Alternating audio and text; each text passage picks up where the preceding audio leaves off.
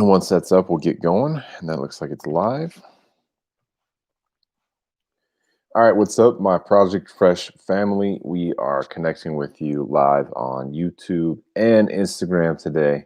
And we've got it lined up pretty nicely, which is always a great way to start the week. So thankful for that. Cannot complain at all in that being the case. We have, with that being said, our last video of the month regarding giving thanks, gratitude, being thankful.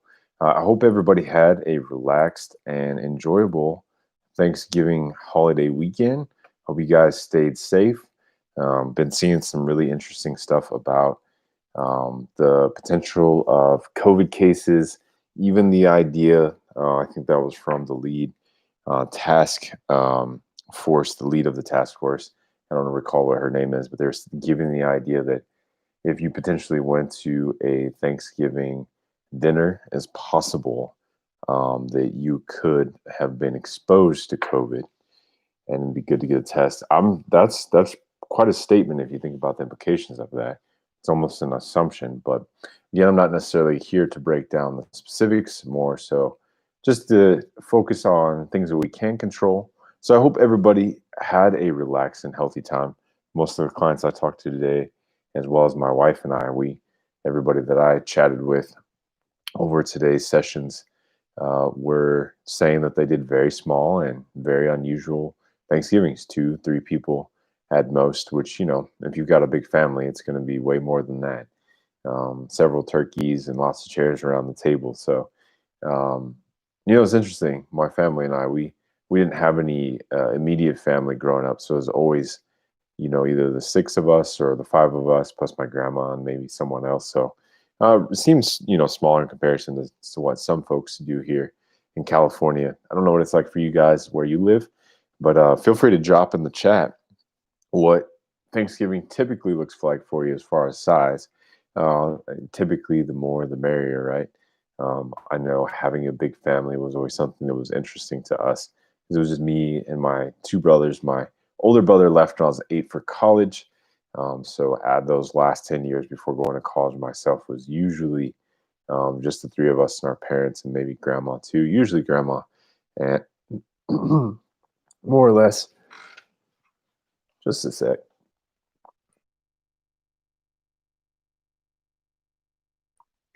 More or less, it was, relatively smaller. Pardon me. I seem to have got something stuck in my throat. All right. So anyway, today is a topic that I thought would be very valuable to cover. Since we are now full swing holidays, you see everybody with the decorations out. People are setting up Christmas trees. The stockings are going up. The lights are going on the house. Of course, all the retail stores are already well prepared and set up.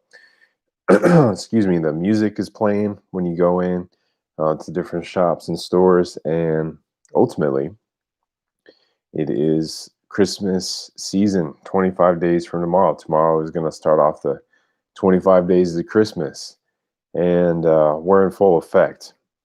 So I wanted to finish up November by talking about how we can overcome lacking in gratitude by giving thanks.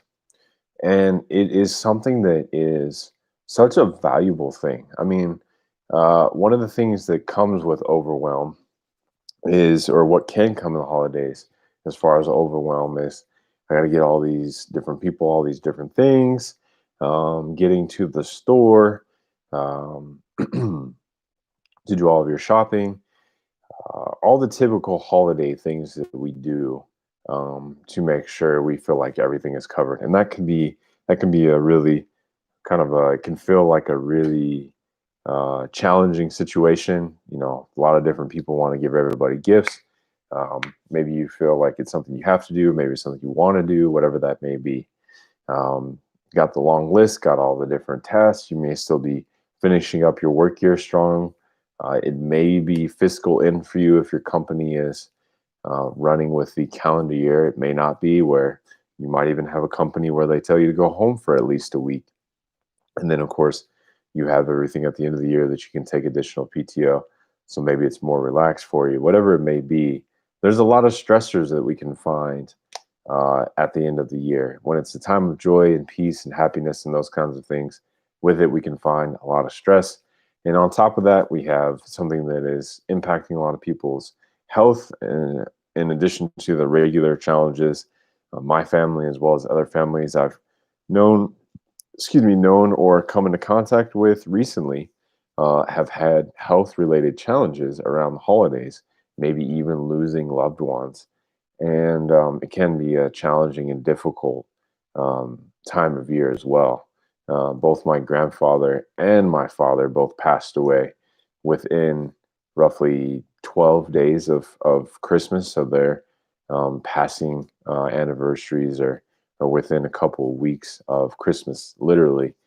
And so that's always something that comes up, obviously, with my dad passing more sooner. That is still something that's more fresh for our family. He literally would be 68 this year, or 53. Oh, excuse me, 67 this year. He'll be turning 68 next year. So relatively still young um, in terms of age. And so those things are very real for family members. And so there can be a lot of different stressors that can show up in the holidays. And so what I want to do today is encourage those who are watching. Um, what's up, Leon? Checking in with us here from Instagram side. What I want to do is encourage folks today with the holidays coming up real fast is to take a minute and give the gift of gratitude, of thanks to someone that you know. Something as simple as a phone call or a FaceTime or a Hangouts or a Zoom or something along the lines. It's not ideal. You can't touch and hug and be in each other's presence, immediate presence. But a phone call or a video call or a card, a simple handwritten note is extremely valuable, extremely valuable. And I think I'm going to lose, unfortunately, I'm going to lose my Instagram tonight because I forgot to charge my phone. So I apologize for my Instagram, folks.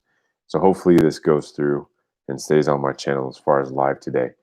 But for those who are watching live, you can always go over to our YouTube, youtube.com/BIGRES20, and catch this full video on our YouTube. Apologies again for it going out prematurely, as I'm sure it will cut before I finish tonight. Got 8 minutes. We'll see if my phone hangs in there. Let's put it on battery saver mode and see if we can delay this out a little bit here. Okay. So I can't tell you how much a card or a note, a handwritten note, anything along those lines can go a really long way. My wife and I bought a bunch of cards here, warm wishes. I'm going to actually send these out to my clients. And we got these at, of all places, Target. $1 each. There's 8 cards in here, if I'm not mistaken. 1, 2, 3, 4, 5, 6, 7, 8, maybe 9. 2, 4, 6, 8. Yeah, maybe 8 total in each. So for $2, I've got 16 cards, and that should be more than enough, I think, for my clients, at least those who I have addresses for currently, where I can send them a holiday wish, handwrite them something based on our relationship. Doesn't have to be super in depth, but just thank them for the relationship, for being clients with our business, letting them know how much we appreciate them and how much we applaud them and encourage them in their hard work. And it can be clients, it can be family members, it can be whomever you feel you want to connect with and impart that love on. And it goes such a long way. Why do you think in elementary school people freaked out so much about getting notes? Like, have you guys ever thought about that? Like, did you get a note? Did you not get a note? And of course, what's in the note? Obviously, did you like me? Yes or no? Or, all those things. But did you guys ever have that experience in elementary school, passing notes, trying to pass the note real quick when the teacher isn't looking? Seeing what the note says. Did you get a note and do you remember how you felt? Or were you one that didn't get a note and do you remember how you felt? It's crazy because although we're kids, that's how we're wired for relationship. And so now we just, instead of doing it in class, We put an address and a stamp, and we give it to the postman or post lady, and we get it sent off. And the family photos are nice, those are nice cards, but nothing like a handwritten note that says, I'm thinking about you. In fact, my wife and I wrote one up to someone in our family, and they just got back to us, and I think yesterday or the day before, and said how appreciative they were of getting the card. And, I think it's something that really holds a lot of weight, and giving thanks for somebody, also just letting someone know that, I really care for you, appreciate you. Can't say how much, it's been great to stay in contact with you. You've made this year, so much better. Just, being in contact with me, thinking about me, those kinds of things. Or, hey, I've kept you in mind. I've wanted you to know how much I care about you. Just, whatever it is, it's something that might be heartfelt, simple. It doesn't have to be complex. Giving that gift of gratitude and thanks to someone else goes a long way. And I think we could buy people things that they may want and may like. I guess if you have the money, you could buy them a new Lexus, because that seems to be the one commercial that shows up every year. Like their commercials, like, we've been doing this for 25 or 35 years. We've been dropping a Lexus on your driving or driveway. I don't think I've ever seen a Lexus with a bow on it in anybody's driveway, but that might be something that might knock someone's socks off. But I think ultimately fade away. Christmas trees dry out. Bows get put in the closet, but nothing like a heartfelt no. People may not remember what you say. People may not remember what you give them, but they'll definitely remember how you make them feel. And if you pass on the gift of gratitude, of thankfulness, of love, of joy, of those kinds of things, man, how much does it go into time?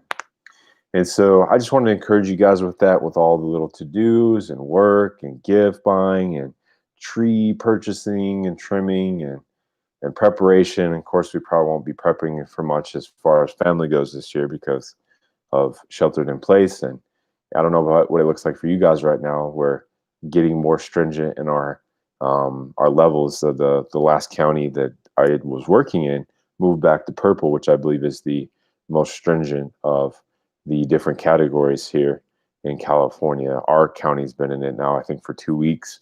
So no more indoor dining, no more movie watching, which of course this season is typically a great time to go see some cool movies.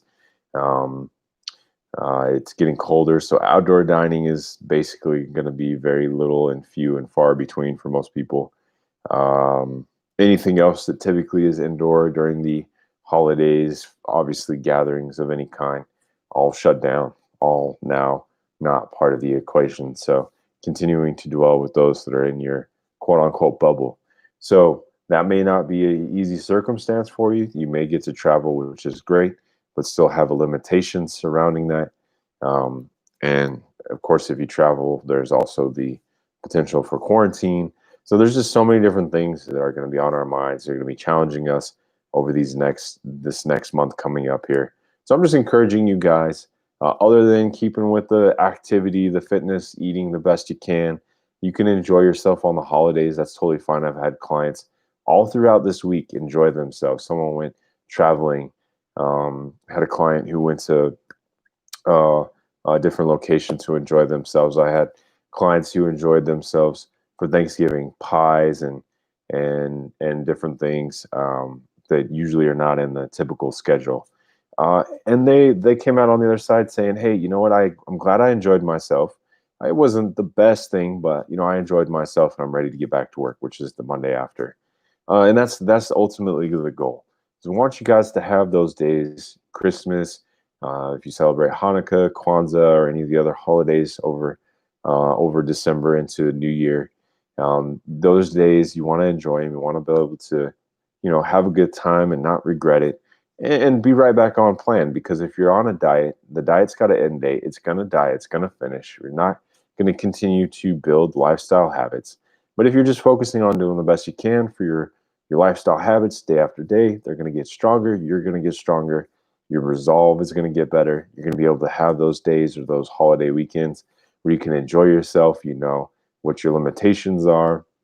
If you happen to blow it, no big deal. A couple of days of being back on plan, and you can get right back to it. And there's even remedies for taking care of those blow days. But ultimately, it's about establishing habits so you don't have to feel like you're yo-yoing in and out of your habit building and hard work or your success, whether your waistline continues to expand and contract over long periods of time, followed by long periods of time where you're on and then off and repeat. No, you can just keep that general baseline, do the best you can. And if you happen to fall off, what's up, Puwan? How you doing, man? Good to see you on here. Man, it's been a while. Hope you're doing well. We're just finishing up our live stream tonight. But yeah, ultimately, what was I going to say? Oh, it's about maintaining just a standard of lifestyle and health, and over time, just working on the fitness, the nutrition, the accountability, whatever else you need to maintain that lifestyle so that you can have that life that you desire. And from there, be able to keep things moving forward. So if we as Project Fresh can assist you in that process, help keep you focused on your goals throughout the holidays. We just finished up our 28-day offer that we were doing for new clients. Folks who haven't worked with us yet will be moving back to our 6-week starting this week. For those who have worked with us or want to do something more long-term committed and carry that into a even longer term, it's a great time to start, especially over the holidays, because that gives you that foundation. Even in the hardest of times, you're building your foundation so that you know exactly what you can expect. And then you just take all that success and progress and carry it forward into the future. And we keep building for the best lifestyle possible. So we'll be looking forward to connecting with you guys throughout the rest of the year. 2020 is now coming to a close starting tomorrow. It's December. And so we'll be talking about just a few different things as far as again, the ideas surrounding surviving the holidays, making the best out of it, joy-centered holidays, joy-centered eating. We'll be offering maybe something for someone along the way. We might have something to offer over December, but ultimately, we're just here for you guys. So if you have any specific questions or comments, we'll be doing that. We have our meetup group. I'll say this last and finish. We have our meetup group where I have a few members that have submitted some questions that I'll be covering through December, as well as in some actual webinars through Meetup. So if you're interested in those, let us know as well, because I'm really excited about those who give questions that we can cover, because that ultimately is where the fun begins. We start to create that dialogue, that communication, and provide you guys with the answers you're looking for. All right, this is Ryan Sanders with Project Fresh. Checking out. Hope you guys have a great evening. We'll see you next time. Take care. And to my Instagram.